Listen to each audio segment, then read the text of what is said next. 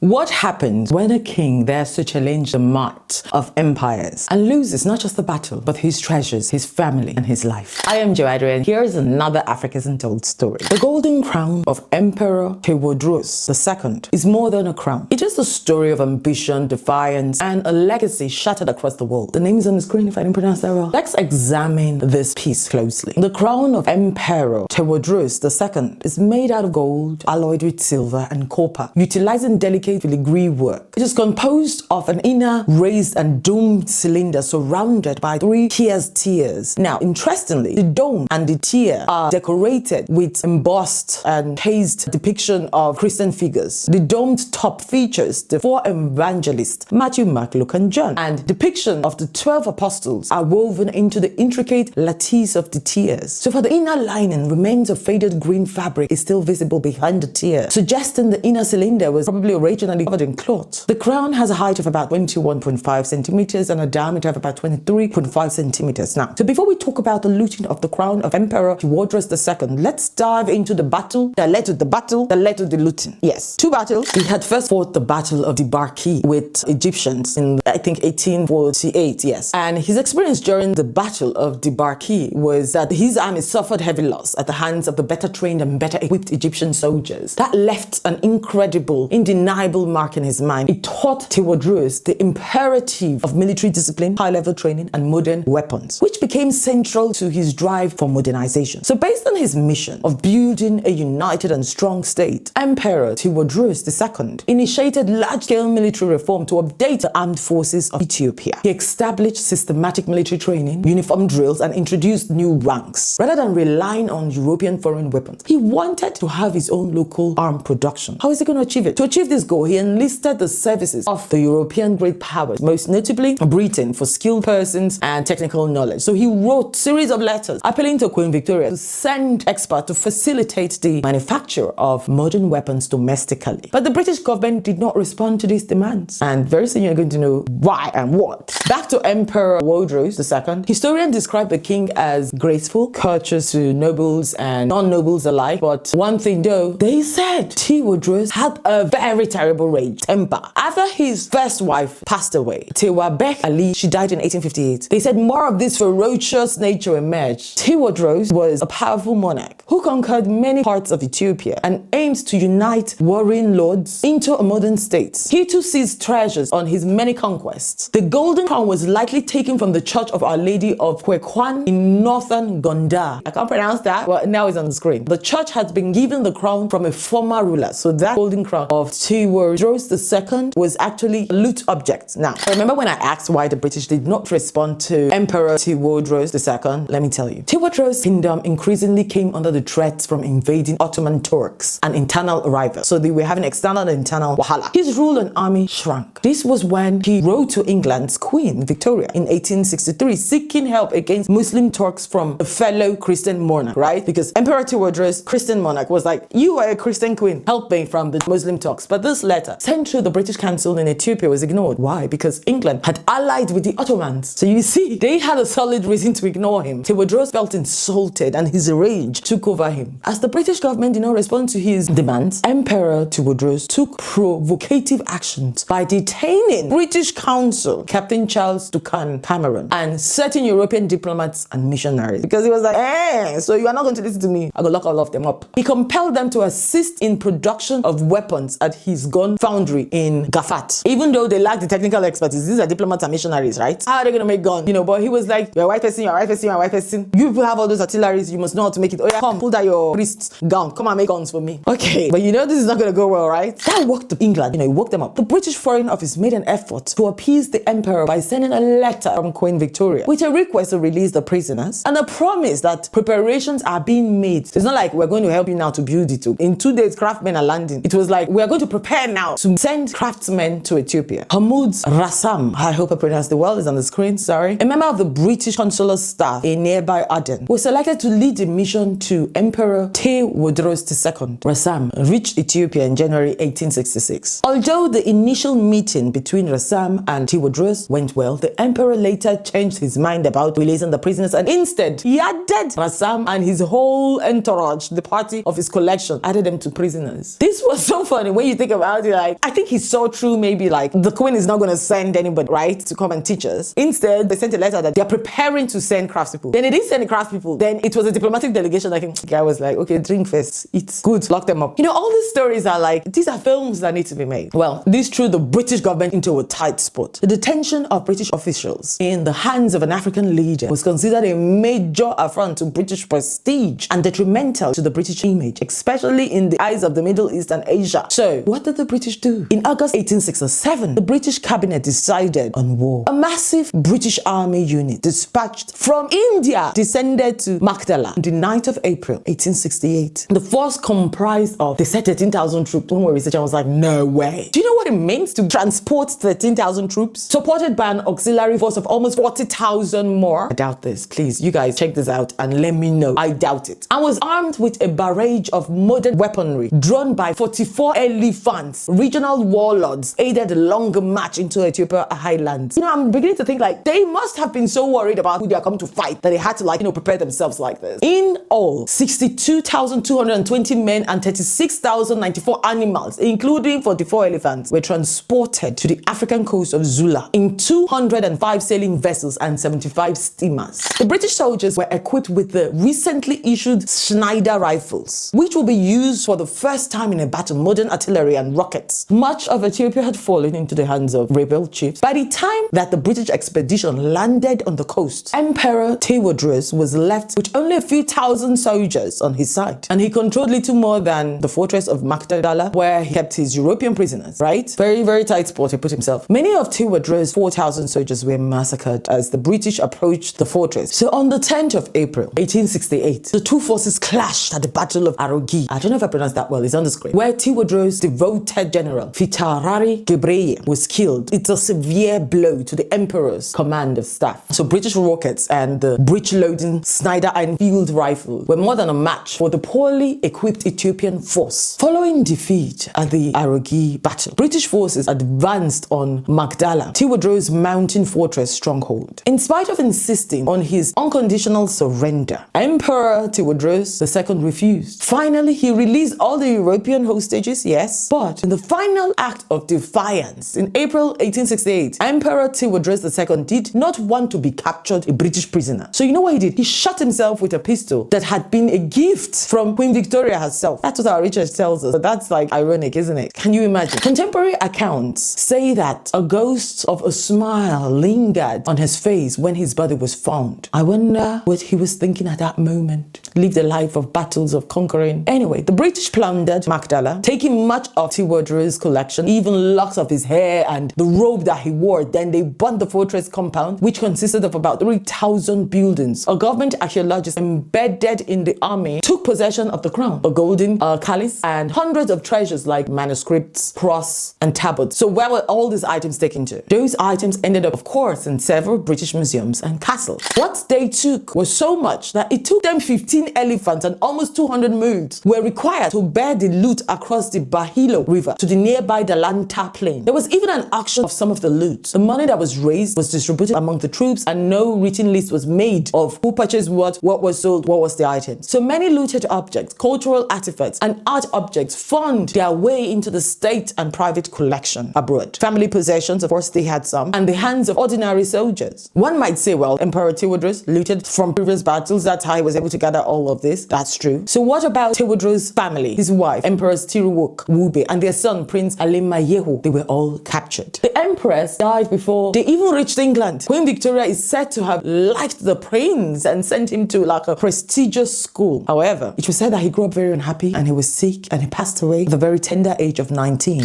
Britain rejected a formal request from Ethiopia to return all the loot, but has gifted back a few items. As for the Golden Crown, the Victoria and Albert Museum say it could consider a long-term loan to Ethiopia because they say the British law restricts the permanent return of historical artifacts. I talked about this in one of the previous videos. So you see that there are legal laws to aid theft. Yes, so much to Africa being corrupt. So from time to time, some of the looted treasures has been returned to Ethiopia since 1999. One thing you should know is that contemporary accounts suggest that there were multiple royal crowns associated with Emperor Tewodros II. So sometimes you might hear of maybe 2 crowns. Don't let it confuse you because the one I'm talking about right now, one of the 2 looted crowns of Tewodros was returned to Empress Zavadichu in 1924. But the more valuable golden crown and that's the particular one I'm talking about right now, still remains in the Victoria and Albert Museum. So let me know what part of this long, juicy story outraged you, excited you, informed you the most. I am Joana, and that was another Africa's Untold Story.